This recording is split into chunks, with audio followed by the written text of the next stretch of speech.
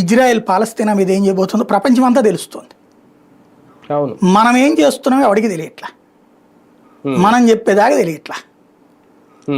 అంతర్జాతీయ నిఘా సంస్థలే విస్తుపోతున్నాయి. ఇప్పుడు పాకిస్తానోడు మీ మీద అణుబాంబు వేస్తానన్నాడని అమెరికా వాడు ఫోన్ చేశాడు మనకి. ఏమన్నాం? మేము ప్రిపేర్డ్గానే ఉన్నాంలే అని చెప్పాం. ఆడు ఫోన్ మాట్లాడుతుండగానే అక్కడికి వెళ్ళి వాళ్ళ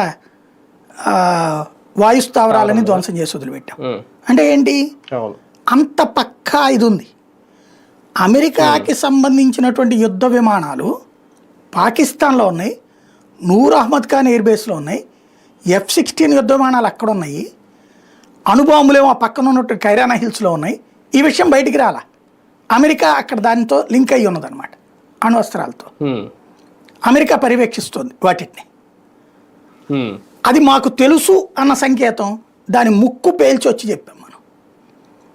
అంటే అంత వ్యవస్థ ఇవాళ రోజున.